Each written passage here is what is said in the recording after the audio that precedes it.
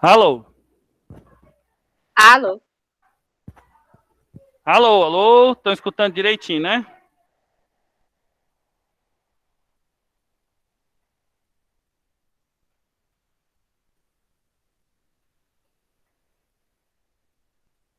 Ué ou ié?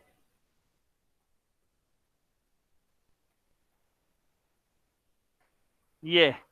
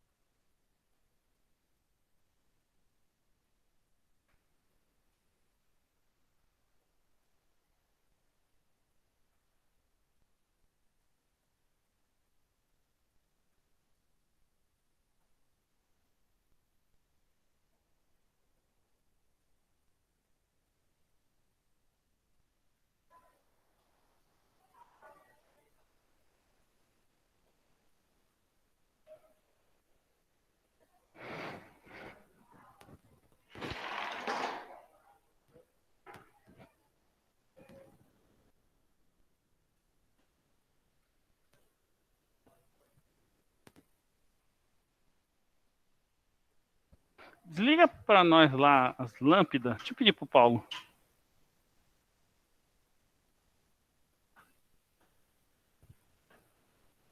Desliga aquelas lâmpadas para nós, Paulo. É, igual você fez hoje de manhã. É, é.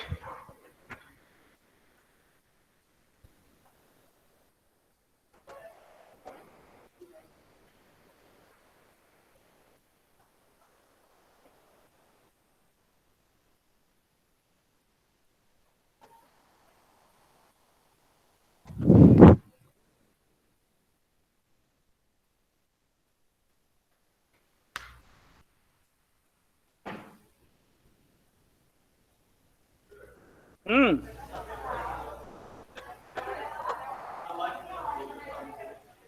427.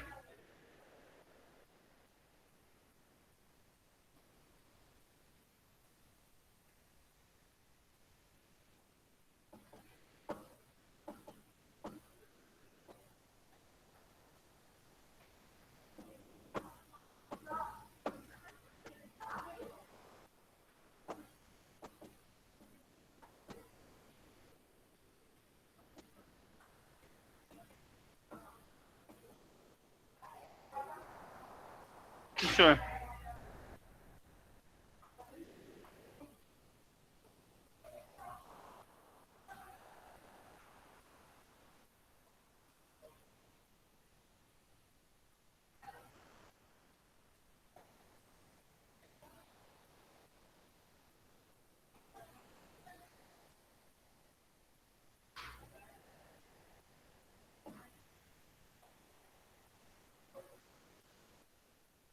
Vamos lá então, gurizada.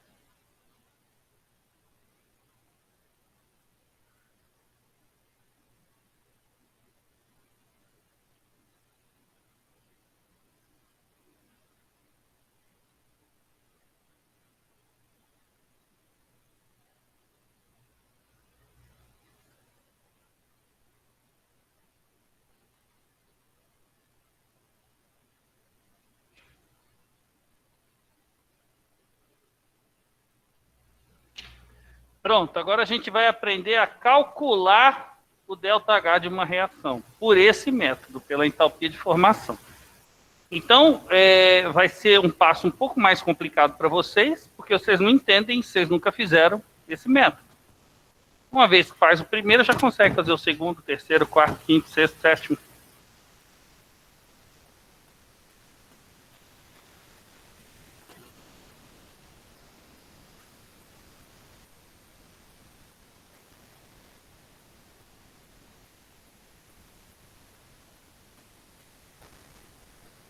Então, a primeira coisa que você tem que fazer é balancear a reação.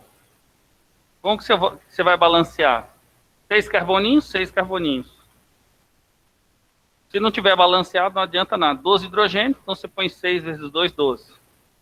Você conta aqui 12 oxigênio mais 6, 18, né? Aqui já tem 6, sobra 12. Põe 6 aqui, ó. Pronto, tá balanceado. Agora, produto menos reagente. O que é produto? É o que está depois da setinha. O que é o reagente? É o que está antes da setinha.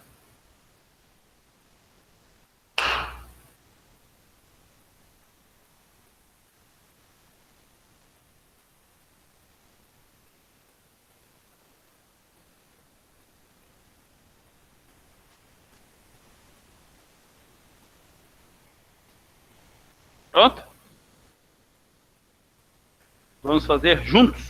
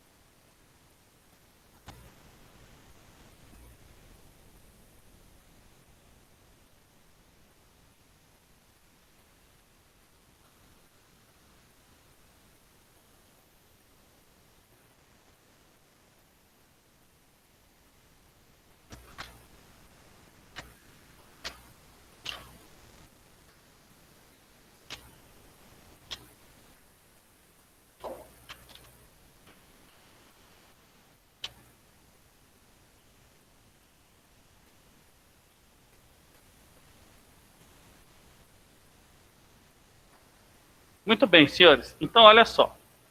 Você tem que entender que ele deu o valor de cada um aqui, ó. Então, ó, você montou a reação, você balanceou. Quanto que vale a C6H12O6? O ΔH de formação do C6H12O6 é menos 1.000. Isso aqui é um ponto, não é uma vírgula. 271 quilojoules. Mais 6 vezes o valor do oxigênio. Só que o oxigênio, se vocês não lembram, olha aqui, ó. Ó.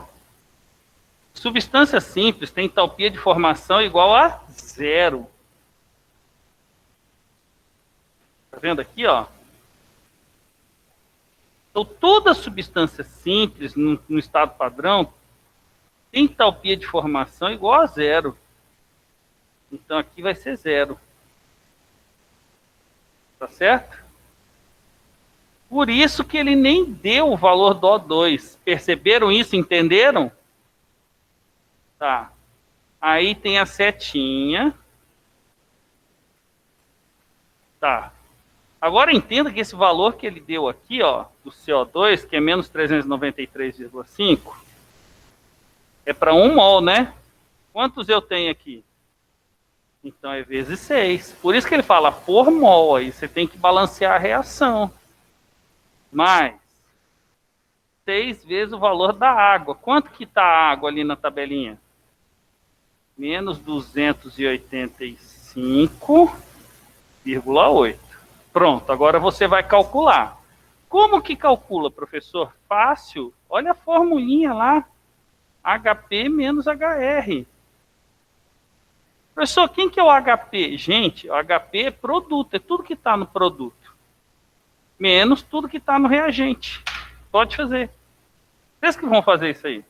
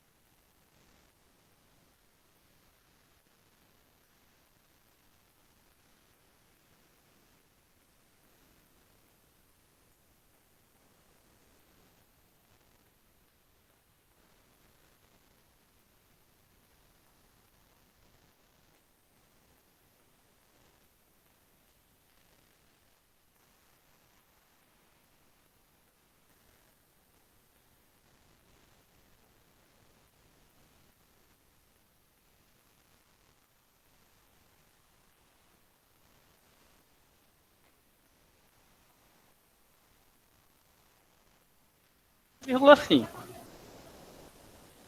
Não, não, então é 393. Tá errado. Tá errado!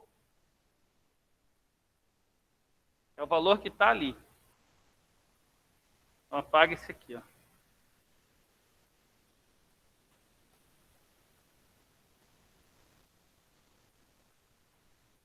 Então vai ficar o quê?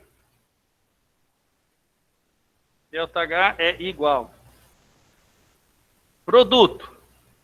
6 vezes. Quanto que dá isso aí? Então vou fazer aqui, se você acha. Vou fazer aqui, se você me permite.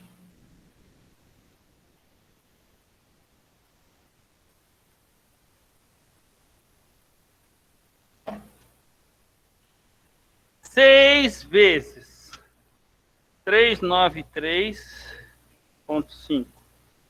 2.000, negativo, né? 361 mais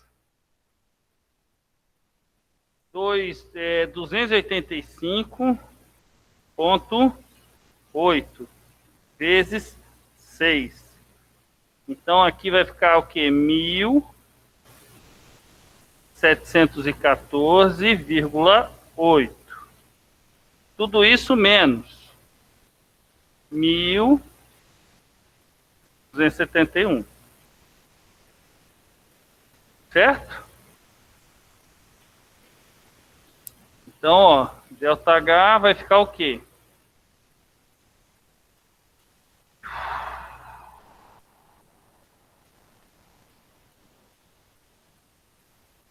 Aqui vai ficar menos 4.075,8.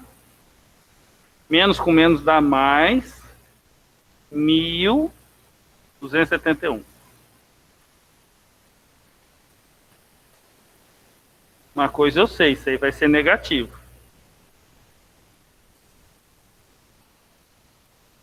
Vai dar menos 2.804,8 quilojoules liberados.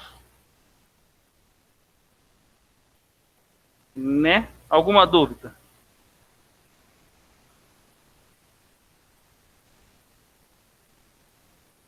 Dúvidas?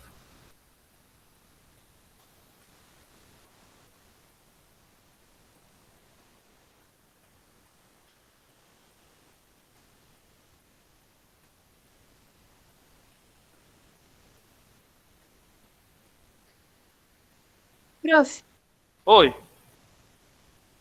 diga. reagente ele sempre vai ser antes da seta? Exato, por isso que está falando reagente, que reage para formar o produto. Beleza? Beleza. Beleza. Tudo bem? Então Uhum. tá bom. Então, eu queria mostrar como que calcula. Agora vou pedir para que os senhores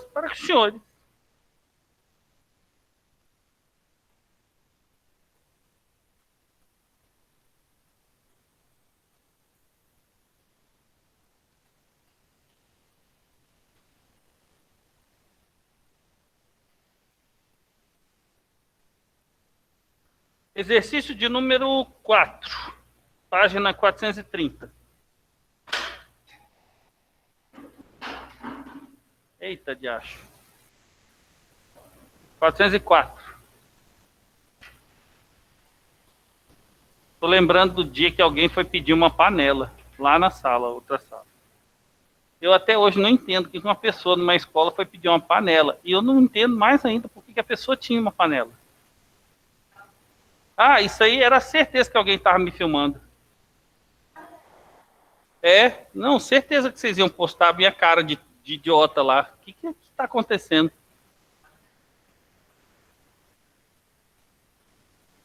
Foi muito bom aquele dia. Você estava lá, né?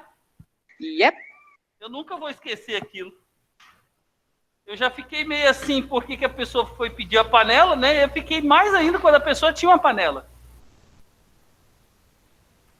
Vamos lá, exercício 4. 430. 2.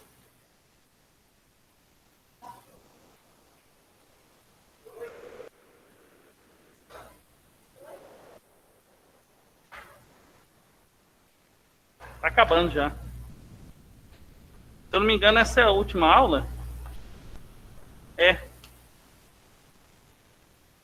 Semana que vem já é apostila 3.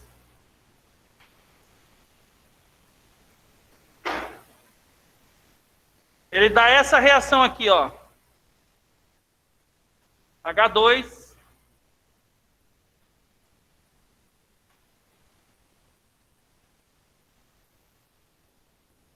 gasoso mais meio de O2 gasoso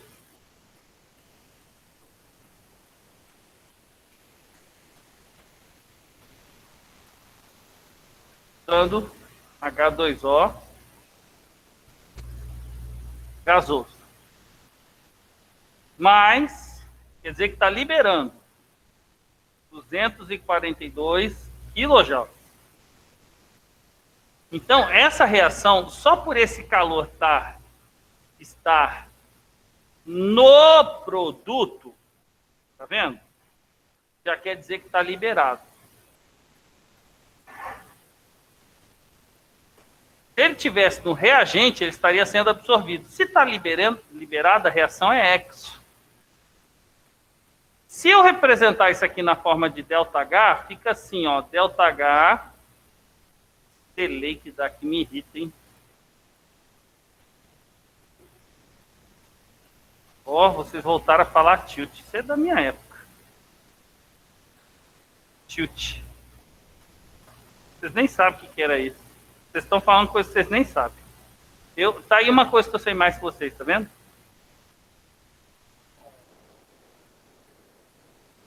É, esse mesmo. Principalmente nas máquinas daquela bolinha. Você estava jogando lá, pá, e aquilo lá é feito justamente para você não ficar nervoso. Mas você fica. E aí você começa a dar as pancadas. Quando você dava uma pancada um pouco maior na máquina, ela travava. E aí você perdia o jogo porque você bateu. Era uma forma de acalmar o jogador. É, porque às vezes quando você está jogando, você não perde, você fica nervoso. Só que quando você está jogando lá no fliperama, você dava uma porrada na máquina. E para evitar que isso acontecesse, ela tinha um dispositivo que ela travava. Aí você perdia o jogo, você tinha que comprar outra ficha. Ah, uma máquina dessa é legal, cara. Ainda vou comprar uma. Só para ser nostálgico.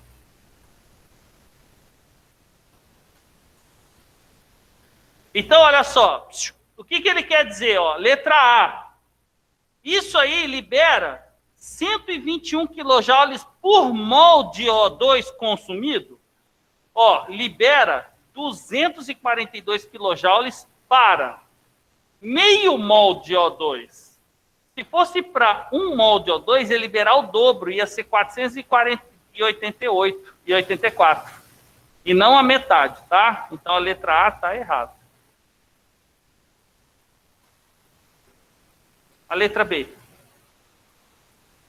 Absorve 141. Não, ele não absorve, gente, ele libera. Ó, então já está errado, não vou nem ler o resto. Letra C.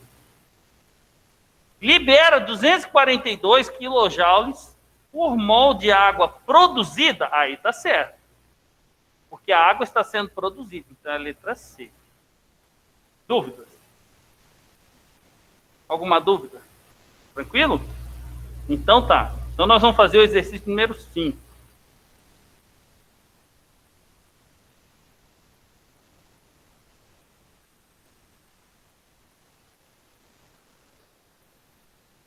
Ó, o etanol é utilizado amplamente como combustível, já que a combustão completa de um mol do etanol há uma liberação de energia de menos 1.370 kJ por mol. Ó, então ele fala que a cada 1 mol, presta atenção, do etanol, e 1 mol do etanol, para quem não sabe, o etanol, ele é o quê? C2H6O. Vocês lembram disso? Se você não soubesse disso, você ia errar o exercício. Mas eu tenho certeza que o Paulo ensinou vocês direitinho. Então, ET são quantos carbonos? 2, não é? O que é OL? O de acho. OH. Beleza? Então, é H3, H2. Então, vai dar C2H6O. Isso aqui tem 46 gramas. Como assim, professor? Ué, só você calcular. C2H6O. 12 vezes 2, mais 1 vezes 6, mais 16. Tá certo? Dá 46 gramas. Beleza? Isso aqui está liberando uma quantidade de 1.370 kJ. Alguma dúvida? Ele quer saber quanto vai ser liberado na queima de 184 gramas de etanol. X. Olha que difícil esse exercício. Quanto que dá isso aí? Calcula. Tem que ser negativo. Toda queima é exotérmica, tá? Quanto que dá?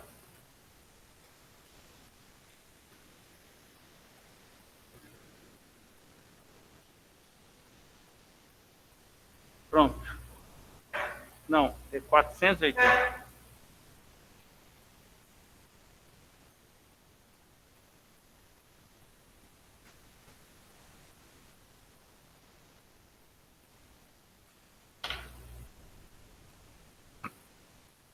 Pronto.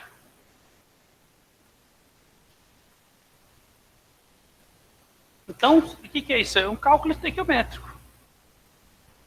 Lembra do terrível cálculo estequiométrico? Agora,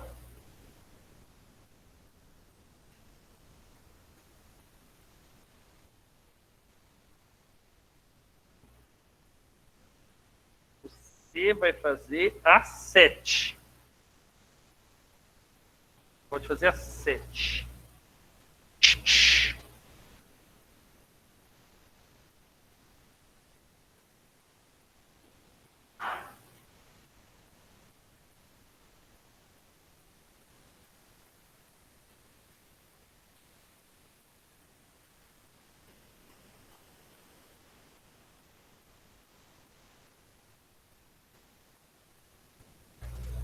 Ixi, falta tem tempo, hein? 15:07.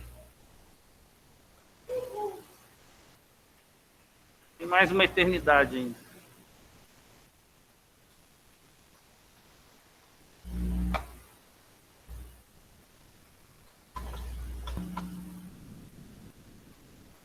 Muito bem, senhores. Então vamos fazer o 7. Ó, a oxidação de açúcares no corpo humano produz ao redor de 4 quilocalorias por grama de açúcar oxidado. Ele me deu uma relação. Tá? 4 quilocalorias a cada 1 grama de açúcar. Que açúcar que é esse aí? Isso. A oxidação de 1/10 de glicose, de 1/10 de mol, tá? Então, olha só, quanto que é 1 mol de glicose?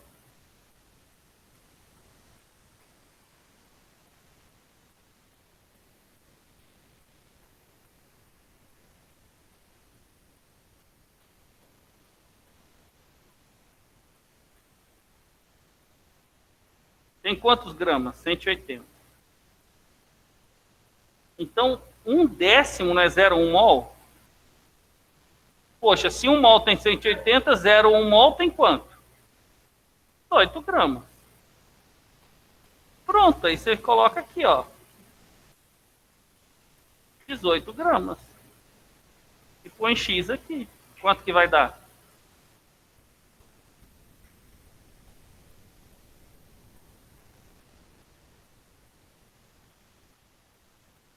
Aproximada. Vai dar o quê? 72, né? Quilocalorias. Que dá perto de quanto? Que dá letra D. Ai, que fácil. Vai, quem não entendeu, levante a mão aí que eu explico, pergunta, não pode ficar com dúvidas.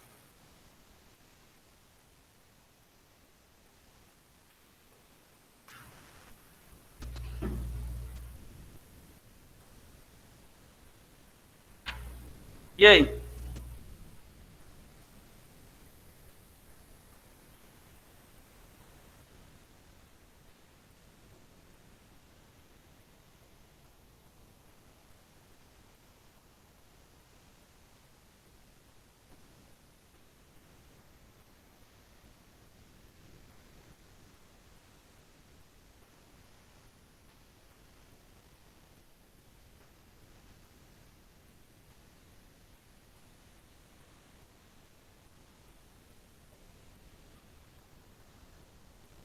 Pode fazer o 8 aí, ó. Faz o 8.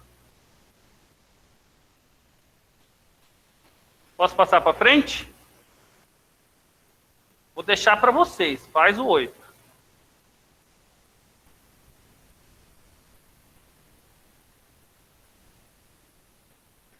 Olha lá, ó. Polícia espera o resultado de perícia sobre a causa da morte da secretária.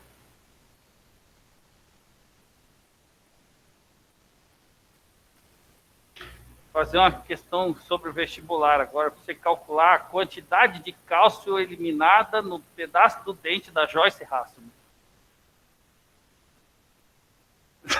É uma piada que vocês não sabem o que é. Vocês não sabem quem é Joyce Hasselman?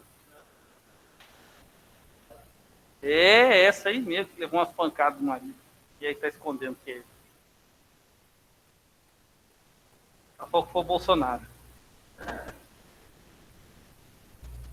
Rapaz, o cara não deu umas pancadas nela, o cara arrebentou ela. A mulher perdeu o dente, tá toda cortada, hematoma no corpo inteiro. Pensa. O negócio foi feio mesmo. O marido dela tava nervoso, hein?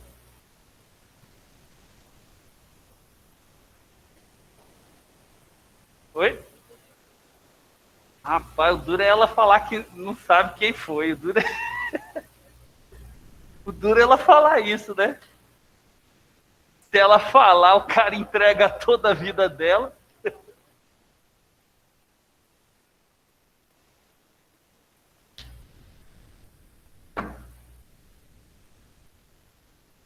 Tanto de falcatrua que esse povo não faz. Olha lá, ó, essa frase é o título de uma notícia veiculada na mídia em março de 2013, que denunciava a morte de uma mulher de 35 anos que estava fazendo uma dieta restritiva, em que ingeria por dia apenas 500 quilocalorias, além de tomar remédio para emagrecer. Ó, eu não sei se eu vou precisar, mas a dieta dela era de 500 dia, né? Ela se alimentava apenas com isso. Para que você tenha uma ideia, um homem é de 2.500 a 3.000 calorias, né? E mulher é em torno de 1.500 a 2.000. Então ela estava consumindo aí apenas um terço ou um quarto do que deveria. Lógico que isso não deve ter sido o problema. O problema deve ter sido os remédios que ela estava associando, correto? Essas anfetaminas da vida aí. E deve ter bebido também. Geralmente é isso que acontece. Sabendo que as massas molares dos hidrogênio, do oxigênio, vale respectivamente do carbono também, 1, 12, 16. Considerando que a combustão de um mol de glicose produz 670 quilocalorias. Então, ó, o ΔH de combustão da glicose, vou tirando os dados, é na faixa de 670. Alguma dúvida no que eu fiz? Não, porque eu não fiz nada até agora. Que deve ser queimada pelo organismo para produzir a energia que a mulher precisava, que ela estava consumindo. E aí? Como é que faz? Então você calcula a massa, né? 12 vezes 6, rapidão. Mais 1 vezes 12.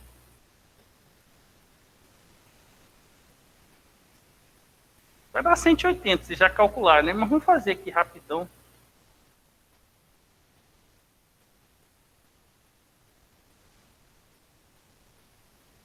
Então, ó, isso aqui vai dar 180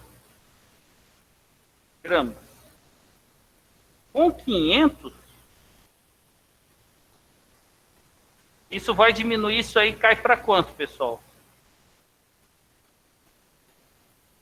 Então, aí está mostrando a quantidade de glicose que ela está consumindo. Se fosse só açúcar, né? É um exercício sem vergonha, mas está valendo. E a dieta da pessoa não é só glicose, né? E aí? Quantos que dá? Tem que diminuir isso aí. Para quanto que vai? Então, de 670 para 500, diminuiu só um pouquinho. Então, seria o primeiro valor abaixo de 180. Qual que você marcava? Chutando. 135 gramas.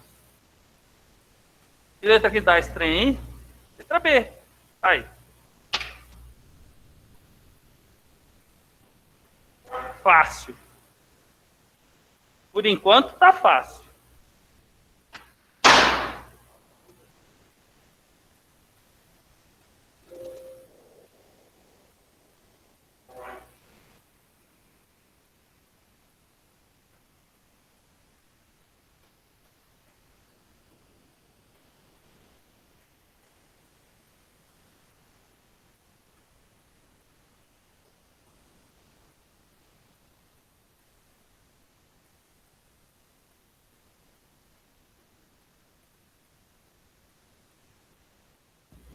para quem fica, um beijo e um queijo.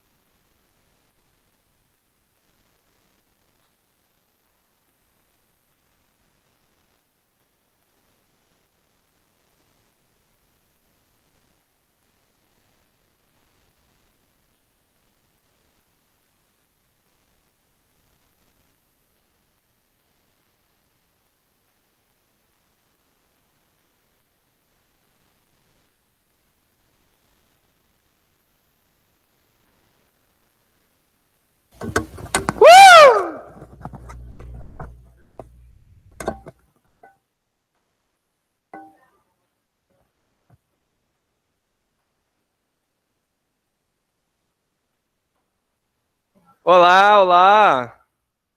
Tudo bem? Estão acordados aí? Porque o cara tava dormindo aqui, ó.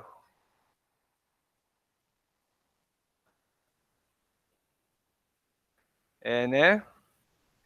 Se eu não E aí, durmo, você não professor, dorme. como vai? Eu vou bem, e você? Tá Estou bem? ótima. Então, você tá ótima, tá ótimo. Que bom, né? Como eu costumo dizer, né? Tirando tudo que tá ruim, tá bom. Não é? É, a gente tem que viver a vida, né? Tem que aceitar o Exatamente. que acontece. Exato, né? Melhorando o que tá ruim, fica bom o que tava ruim. Então o bom fica bom e o que tava ruim também fica bom. Por isso que é bom. Galera, vamos lá então. Seguinte, página 688. 3, para você é a 3. 688. Disponha. Confortável aí?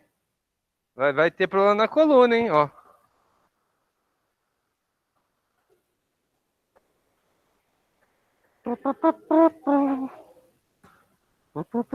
Paulette, acende a luz do fundo, fazendo favor. Só a do fundo. Senão eles vão dormir.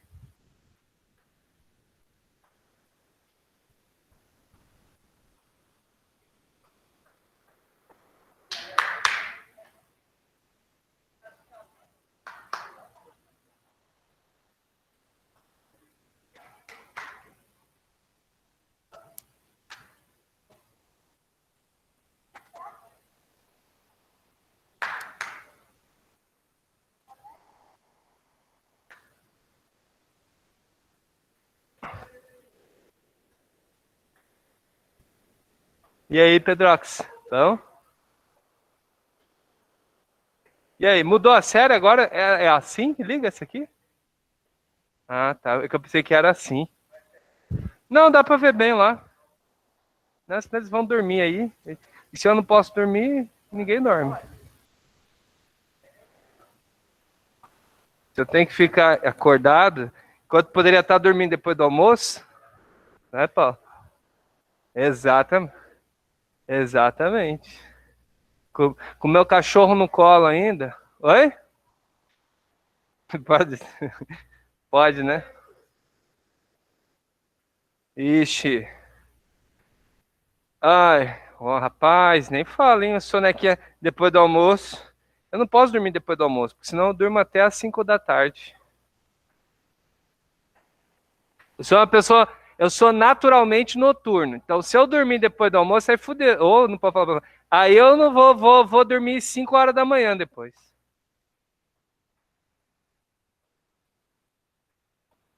Não, é que você é novo ainda. Deixa você trabalhar 10 horas por dia e ter que ir para faculdade, aí você vai conseguir. Sou eu que estou dizendo.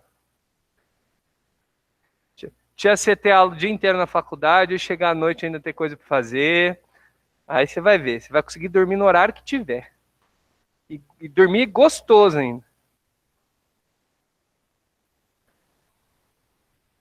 Mas desde que eu era moleque, eu sempre tive preguiça depois do almoço, assim, sabe? Eu acordava para lavar a louça, senão, antes da minha mãe chegar, senão eu ia apanhar, né? Aí tinha. Eu não era besta também, né? Ó, galerinha, presta atenção que a semana tem prova nossa. Guarda aí você também em casa. Se eu não durmo, você não dorme também.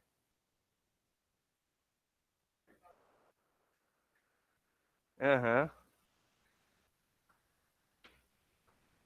Então você muta o seu microfone em casa, então, né? Espertinho.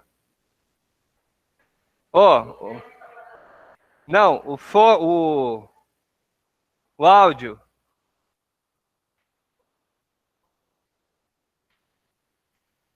Eu sei.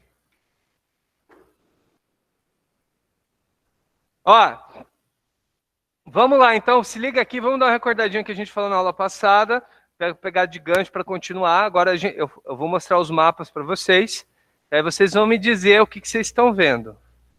Ó, ops, deixa eu dar dedada errada aqui, peraí. Ah, agora foi.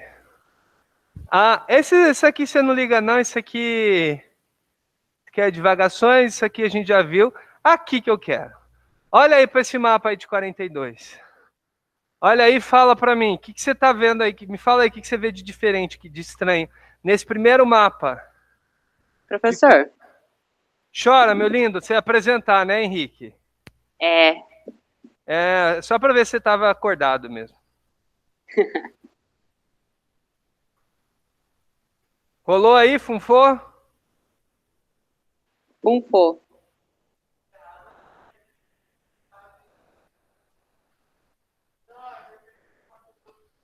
Tá, vamos lá. Primeira coisa, cadê o Mato Grosso do Sul aqui?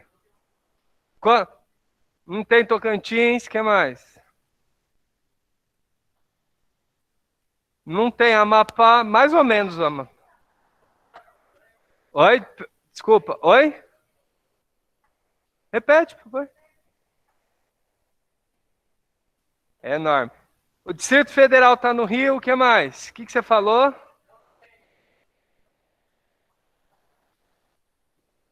Ó, Rondônia, Roraima, Amapá, Acre. O que tem no lugar aí? Não, não tem Brasília, é verdade. Tem o Distrito Federal no Rio. O que é esse Guaporé, Acre, Rio Branco, Amapá, Fernando de Noronha aqui? Então, oi? Quem que falou? Ai, desculpa. Muito bem, né? São os territórios federais. Lembra que eu falei na aula passada? Quem que criou os territórios federais? Foi o Vargas, né? Que o Vargas criou o IBGE e criou a ideia dos territórios federais. Então aqui que está o mapinha com os territórios federais. Lá quando sua avó nasceu era assim. Ou não? Quando a minha avó nasceu. Quando a sua avó nasceu, a idade mais ou menos da minha mãe, talvez. Quantos anos a avó de vocês tem? 60, 70, né? 40. 50, 60, 70, 80, 90, 2010. Rapaz, faz tempo aqui já, né? Quando a minha avó nasceu, era assim. Ó, contexto lá de guerra, hein? Segunda Guerra Mundial, pá. Você entende a preocupação do Vargas? Vamos entender agora, vamos contextualizar. Naquele tempo as coisas estavam meio tumultuadinhas, a gente tinha uma guerra, tinha uma rivalidade entre países, países que flertavam com o eixo nacionalista, países que flertavam com os aliados, e a gente já viu isso aí lá no primeiro semestre, começo do ano, naquela geopolítica conturbada, e o Vargas estava aqui no Brasil, preocupado com a manutenção territorial. Ou ele ocupa o território, ele correria o risco, ele tinha medo de ser invadirem. Então a ideia dos territórios federais era manter a gestão pelo governo federal, tá? E manter o controle dessas áreas aqui com tropas, com colonização, levar gente para morar lá para ocupar território. Então, por isso que existiam os territórios, tá? Com o tempo, isso não vai mais fazer sentido. Ninguém corre mais o risco, o Brasil não corria mais risco de ser invadido. Para que você vai ter território federal? Com o tempo, isso não vai fazer sentido. Na cabeça do Vargas, nesse tempo, fazia sentido, porque a gente tinha guerras e conflitos no mundo e ninguém saberia o que ia vir depois, entendeu? Então você tinha que meio que se proteger, a ideia dele era essa, a grosso modo. Beleza? Então aqui, ó, território de Ponta Porã e Iguaçu. Agora, dá uma olhadinha. Sergipe, Bahia, estavam em qual região? Leste. Junto com o Espírito Santo, Rio de Janeiro, Minas Gerais e Distrito Federal. Existe região leste hoje? Não. Olha onde estava São Paulo. No sul, tá? Olha que interessante aqui, ó. Outro detalhe. Esse território de Guaporé, que depois vai ser Roraima, perdão, Rondônia, estava no centro-oeste. Tá vendo que estranho? Por que vocês acham que São Paulo estava no sul?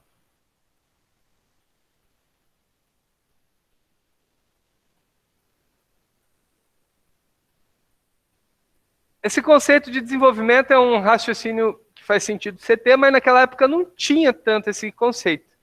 Mas da onde vem essa ideia de desenvolvimento que você pensa? Tem a ver com a estrutura socio-racial do nosso país. Tá? Aqui não predominou colonização europeia, que a gente estudou já.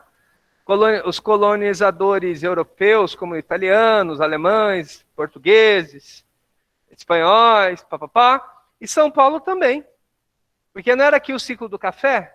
Então a maioria desses imigrantes veio para o café? Não, aí Bandeirantes não, aí é muito antes. A gente está aqui no século XIX e XX. Japoneses, pá. Todo mundo chegou por São Paulo e veio para cá, não foi? Chega aqui, vai para lá, chega aqui, vai para lá, chega aqui, vai para lá. Então aqui concentra uma grande população de origem branca, entendeu? Que veio, são os imigrantes. Então, partindo desse processo histórico-cultural, São Paulo, ele pensou, bom, vamos pensar que São Paulo está mais parecido com o Paraná do que com o Rio de Janeiro.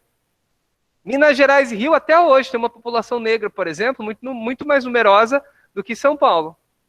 Tá? Então tinha esse fator sociocultural importante. Ainda tem esse fator sociocultural para dividir? Tem. Só que mudou a lógica de pensar. Mas a questão histórica ainda é importante.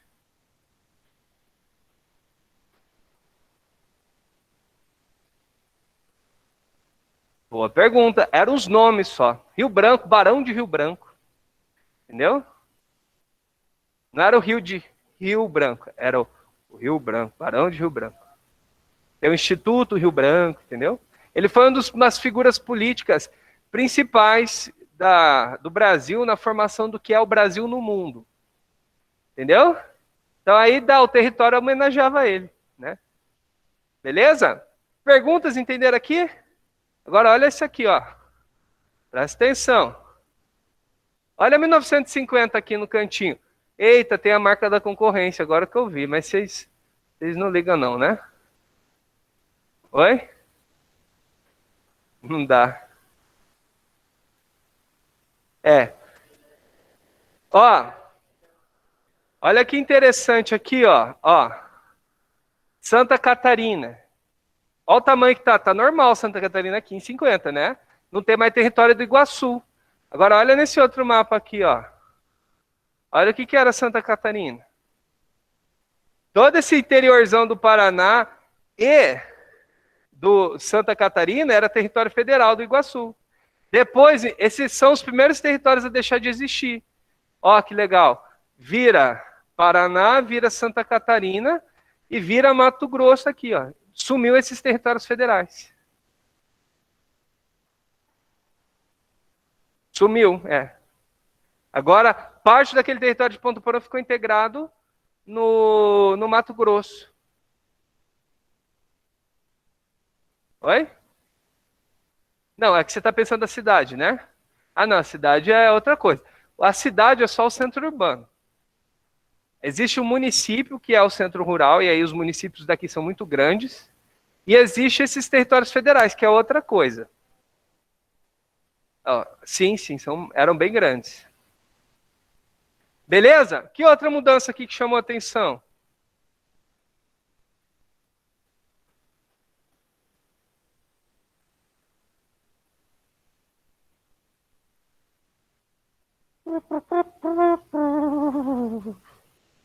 Território de Guaporé entrou aqui no norte, saiu do centro-oeste. Beleza? Bom, mas mudou pouca coisa aqui, na verdade, né? Agora, o que vai mudar muito é quando a gente chega em 69, 70, que olha a diferença. Ó, cadê o território aqui? Não mudou de nome? Agora é território de Rondônia. É estado? Ainda não. Olha o Acre. Cadê o território do Acre? Não existe mais. Agora virou estado. O Acre foi o primeiro desses territórios federais. O primeiro território a virar estado foi o Acre. Em 64 só. Tá? Então vira estado do Acre. Ó, mudou o nome, tá vendo? Virou território de Roraima. Não é mais de Rio Branco. Território do Amapá, território de Rondônia. São estados? Ainda não. Tá? Aqui, quais são as regiões que eu tenho nesse mapa de 70?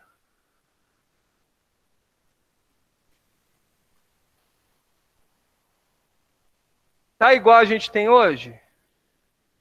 As regiões? Sim, tá igual. Só falta dividir os estados novos, né? Mas isso. A grande diferença que vai acontecer de 70 para hoje é que quando dividir o Goiás, Tocantins vai ficar no norte. Sacou? Mas, ó, repara que aqui já está as 5 regiões. Vamos entender algumas coisas. Por que São Paulo foi tirado do sul? Vamos pensar. A capital aqui até 60 não era Rio de Janeiro? Então a economia não girava em torno do eixo Rio-São Paulo até hoje. Tá? Lembra da política café com leite no ciclo do café? Não era com Minas? Então onde que São Paulo estava mais conectado? Com o Paraná ou com esses estados aqui? Muito mais conectados com Minas e Rio de Janeiro, não é? Então não faz sentido o São Paulo ser do sul, faz mais sentido ele ser o quê? Dessa região. Aí vamos pensar, a Bahia não era leste aqui, Bahia e Sergipe? A economia da Bahia, a cultura, olha os fatores, presta atenção nisso que eu vou falar. Eu falei na outra aula, ó. O que eles vão considerar aqui? Fatores histórico-culturais, ou seja, formação do lugar, e fatores econômicos e naturais. Então eles vão fazer um bem bolado de tudo isso. Então, histórico e cultural, Bahia e Sergipe não está muito mais vinculado ao Nordeste? Vamos dar um exemplo simples, sotaque aqui, né? Não é mais ligado aqui com o Nordeste do que com Minas. Entendeu? Então faz mais sentido isso aqui ser do Nordeste do que ser daqui, né? Então, bota para o Nordeste.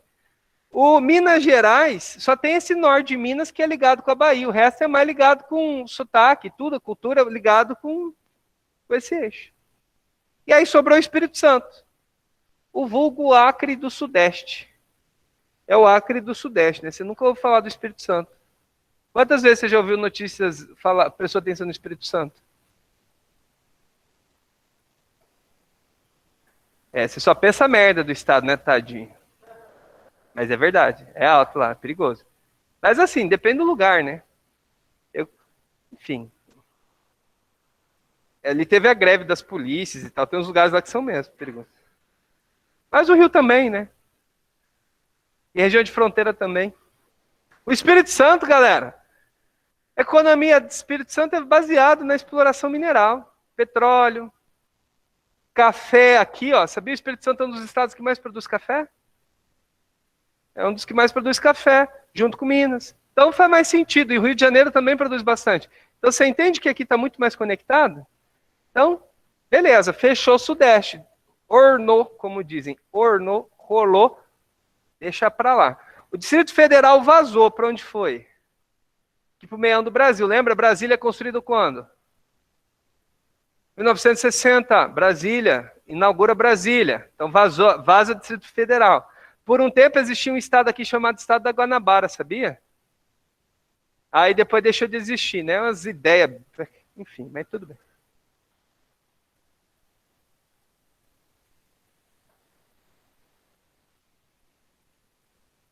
Quanto tempo? Assim, até hoje não está pronta, né? Mas enfim, tô brincando. Mas demora, é que assim, se você considerar a história, o JK inaugurou Brasília, só que ela não estava pronta. Então, assim, a inauguração foi em 1960, tá? 1 ano e meio, 2 anos. Só que ela não estava totalmente pronta. Isso vai demorar anos depois. Então é difícil falar quando ficou pronto. Porque na prática, por mais que uma cidade seja planejada, ela nunca está pronta. Tá entendendo? Ela foi inaugurada em 60, então você bota lá 1 ano e meio, 2 anos. Mas estar pronto é outro, não existe isso. Nem na Coreia do Sul, que eles têm cidades planejadas enormes, nem na China, a cidade está pronta. Não, sim. Tipo assim, olha que bizarro, o JK inaugura Brasília, aí ele vem a ditadura militar em 64, ele é expulso do país, ele é exilado, né? Ele e tantos outros políticos. Ele mesmo não viveu Brasília. Ele não conseguiu. Por quê? Porque toda a conturbação política que houve nos anos 60 no Brasil, quando ele conseguiu, chegou a hora de voltar, se eu não me engano, ele morreu antes. Ele não conseguiu viver Brasília, a cidade que ele planejou, né? Então, essa história nunca ficou pronta de fato. Ver Brasília pronta, ele não viu. Bom, olha outra coisa interessante aqui, ó. Que eu vou mostrar para vocês. Ah, tá. Quer ver? Presta atenção aqui na questão do Goiás, né? O Goiás é gigante, certo? Aqui, Mato Grosso também. Então, esses estados aqui do Centro-Oeste eram muito complicados de você gerenciar. Olha o tamanho disso. É difícil, tá? Então, havia muita pressão nos anos 70 para dividir o nosso estado. Tá? Por exemplo, pressões políticas e econômicas. Aí, naquele contexto da ditadura, eles conseguiram, o pessoal que mora mais ao sul, aqui conseguiu pressionar para aprovar a divisão do Mato Grosso. Então, o Mato Grosso vai ser dividido em 77, formando o nosso estado. Tá? Em 79, ele existe. Por que ele foi dividido em 77, mas começou a valer só em 79? Vocês sabem? Pelo simples motivo de que, quando você cria um estado novo, você tem que primeiro criar um governo, você tem que montar uma eleição, entendeu? Demora. Então, em 77 foi oficializada a lei. Aí eles tiveram 78 eleição, e 1º de janeiro de 79 começou a valer o novo governo, entendeu? Tipo assim, não tem eleição ano que vem? 2022? É como se eu dividisse hoje um novo estado, corresse com tudo para que já no ano que vem nas eleições elegesse um governador novo e deputados para esse novo estado, entendeu? A ideia era essa. Bom, tranquilo? Quando que vai finalizar o mapa mesmo? Em 80 aí? 8, né? 88 com a Constituição. Aí a gente vai ter um mapa exatamente como a gente tem hoje. Territórios federais não existem mais, viraram todos estados. Estado do Roraima, estado do Amapá. Rondônia virou um pouquinho antes, virou em 84, se eu não me engano, estado. 88. E Goiás foi dividido em 88. Há um erro muito sério aqui, que muitas vezes quando você fala de criação de estados no Brasil, as pessoas falam, estado mais novo, Tocantins. Não necessariamente. Por quê? Porque aqui vira estado também junto com Tocantins. Aqui vira estado junto com Tocantins. A diferença é que aqui eram territórios federais, mas não eram estados. Entende? Então a gente tem os 3 estados mais novos do Brasil, são esses. Ó. Amapá, Roraima e Tocantins. E com isso a gente tem 4 estados no Sudeste, 3 no Sul, quantos no Nordeste? A Bahia, Sergipe, Alagoas, Pernambuco, o que é PB? Paraíba, Rio Grande do Norte, aqui na esquina, Ceará, Piauí, que tem o menor litoral do Brasil, e Maranhão. Certo? 9 estados no Nordeste. No Norte, quantos estados a gente passa a ter? Tocantins, Pará, Amapá, Roraima, Amazonas, Acre e Rondônia. Quantos estados? 7 estados. 7, né? Beleza? E aqui no Centro-Oeste, 3 estados e Distrito Federal. Tá? E olha que interessante. Quais regiões não fazem fronteira com nenhum país? Nordeste e Sudeste são as únicas 2 regiões do Brasil que não fazem fronteira com nenhum país. Entende? Isso é interessante observar, né? Qual é a região que faz fronteira com todas as outras? É nós, né? O Centro-Oeste faz fronteira enorme com o Norte, tem limite com o Nordeste, tem limite com o Sul e com o Sudeste. E ainda temos limites com quantos países? 3? Que país que eu tenho aqui, ó, que vai do Acre até Mato Grosso do Sul? Bolívia. E esse aqui, esse resto aqui? Paraguai. Não, a Argentina vai estar só aqui, ó. A Argentina não faz fronteira com Mato Grosso do Sul, tá? Só Bolívia e Paraguai. Então a gente faz, a nossa região faz fronteira, faz limite com todas as outras e com mais 2 países. Olha o Norte. O Norte faz limite com Guiana Francesa, Suriname, Guiana e depois Venezuela, Colômbia, Peru, muito bem, e Bolívia. Então, as nossas maiores fronteiras e a maior variedade de fronteiras estão em qual região? No Norte. Sacou? Beleza? E o Sul, Sul de boa, né? Uruguai, Argentina e Paraguai, né? O Mercosul. Certinho? Perguntas, gente? Dúvidas? Essa é uma divisão político-administrativa. Por que eu uso esse termo político-administrativa? Repara que a divisão não respeita o limite dos estados? Tem algum estado em 2 regiões aqui? Jamais. Não pode, porque a administração da nossa Constituição é assim, é por estados. Então, a hora que vai dividir verba, a hora que vai organizar as coisas todas, tem que ser oficial, tem que ser por região. Por isso que é importante manter o limite estadual. Beleza? Bom, agora vamos pensar uma parada aqui. Pensa comigo, ó. Deixa eu dar um zoom aqui para o pessoal ver. Ó. Pensa comigo. Essas regiões, elas têm um grau de desenvolvimento parecido ou são muito desiguais? São muito desiguais, muito desiguais. Isso preocupava muito na década de 60. Vocês viram ali que esse mapa foi produzido em 69, né? Então a década de 60 foi muito discutida a regionalização do Brasil, né? Que teve as mudanças principais. Então uma coisa que preocupava muito era o desenvolvimento desigual das regiões. Tá? E aí tem um cara muito importante nessa história toda que chama Jorge Furtado, que é um economista / político. Ele é político porque ele era um economista que precisava fazer política pública, então ele tinha que ser político, senão ele não ia conseguir fazer nada, né? Aí, o Jorge Furtado, ele era um cara que estudava muito a questão da disparidade regional, sobretudo do Nordeste, onde é mais grave essa disparidade. E aí ele vai propor, né, vai estimular e vai dar uma pressionadinha para que se crie as superintendências. Beleza? E aí a gente passa a criar, ó,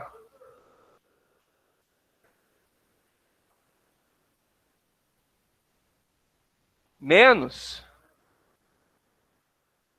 o Nordeste, o interior do Nordeste. Tá? Antes você vai ter mais desigualdade.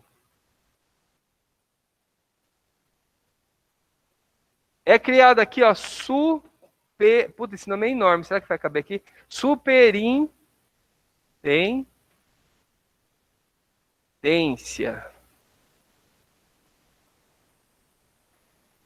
regional. Em nome de órgão público, né? O que é uma superintendência?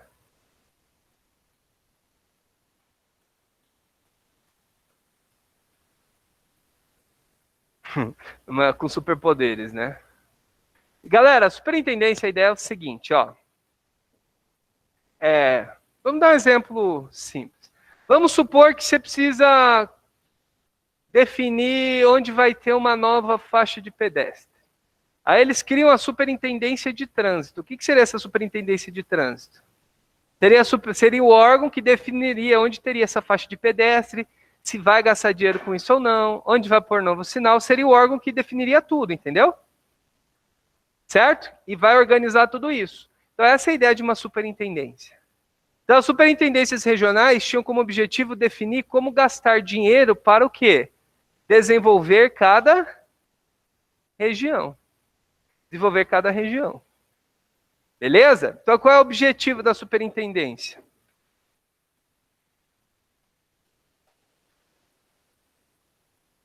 Isso é melhorar esse desenvolvimento para diminuir as desigualdades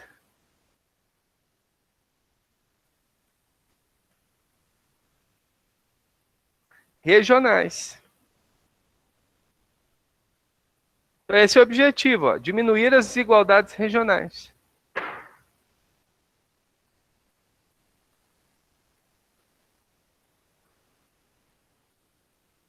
Certinho? Então foram criadas superintendências para diminuir as desigualdades regionais.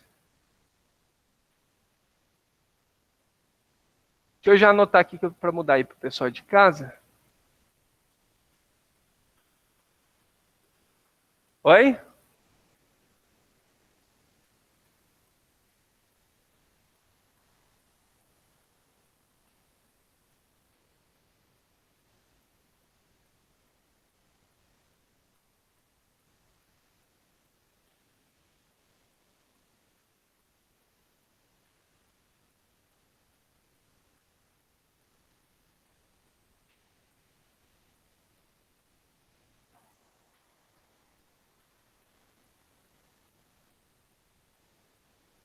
Bom, essas aqui, ó, vamos ver, olha os nomes, ó, Superintendência de Desenvolvimento da onde? Nordeste, Sudene.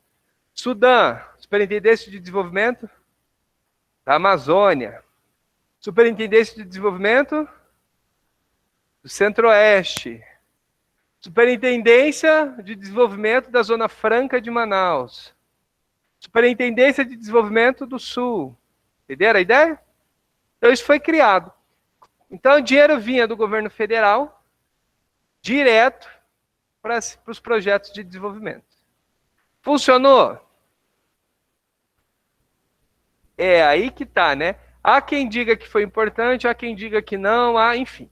O fato é que ao longo dos projetos das superintendências, houve realmente projetos de desenvolvimento de, por exemplo, aumento da disponibilidade de emprego, atração de investimento de empresas estrangeiras criação de infraestrutura, estrada, ferrovia. Só que começaram a alegar que tinha muita corrupção nessas superintendências, que o dinheiro não estava chegando de fato onde deveria chegar. E devido a esse tipo de discurso, sobretudo na década de 90, alegando essas coisas, elas foram encerradas. Tá? A maioria delas foi encerrada. Em 2007, tá, o governo revitalizou duas superintendências importantes, a do Nordeste e a superintendência da Amazônia. Sobre a questão central das superintendências, aí, a mais polêmica, que mais você vai ouvir falar, é a do Nordeste, a Sudene. Essa é que você tem que mais lembrar. Por quê? Porque a Sudene, por envolver o Nordeste, envolver obras de combate à seca, ela acaba sendo muito mais emblemática, né, no combate à fome, à pobreza do Nordeste. Quando ela é recriada em 2007, por exemplo, o objetivo era, por exemplo, entre tantos, construir a transposição do Rio São Francisco. E até hoje a Sudene ainda existe. De 2007 para cá ela ainda existe. Então faz mais, essa nova Sudene tem pouco mais de 10 anos. Além do projeto de transposição de São Francisco, tem projetos de atração de indústrias estrangeiras para produzir lá, entendeu? Financiamento de bancos de pequenos agricultores, enfim, coisas desse tipo. Belezinha? Perguntas? Sufrão é da Zona Franca de Manaus.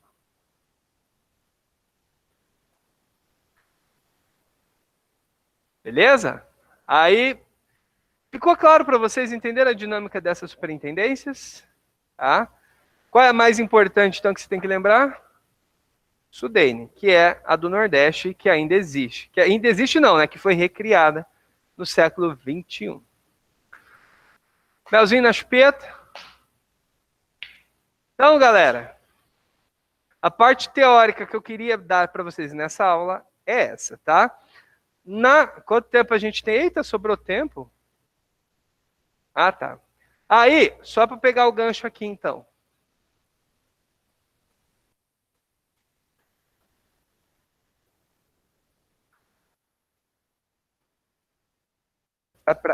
Agora foi, né? Existem outras regionalizações propostas para o Brasil? Sim, podem ter várias, né? Só que são 3 que a gente vai considerar.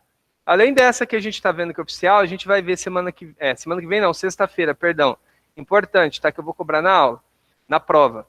Que é a geoeconômica, que é a do Pedro Pinchas, e a do Milton Santos, que são os 4 Brasis.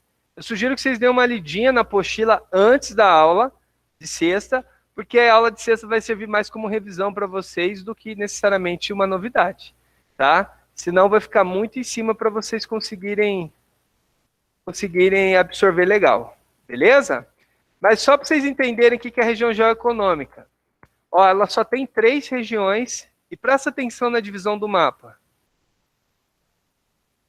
Como que está o limite das regiões aí? Ele está respeitando o limite dos estados? Não respeita o limite estadual essa divisão, tá? É a única que não respeita.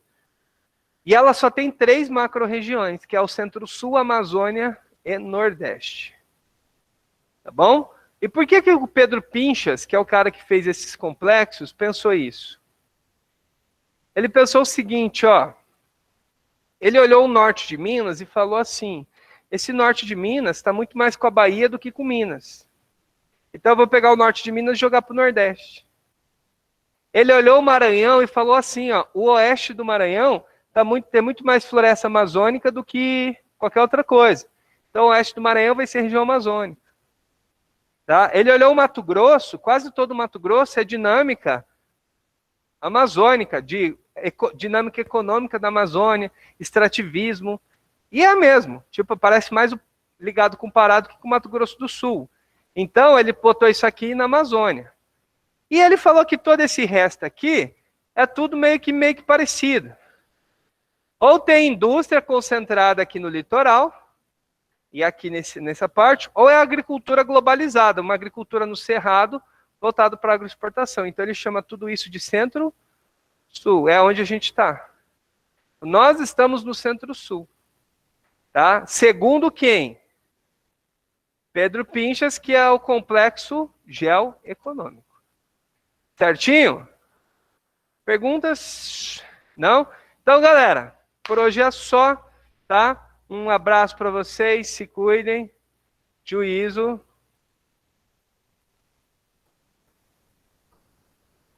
Esperem o sino.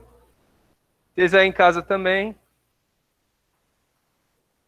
Ô, professor, Fala, Henrique. o senhor pode repetir as superintendências, por favor? Oi? O senhor pode repetir as superintendências? Posso? O que é o conceito? Isso. Tá, superintendente. Deixa eu escrever aqui no chat para você anotar. Sim.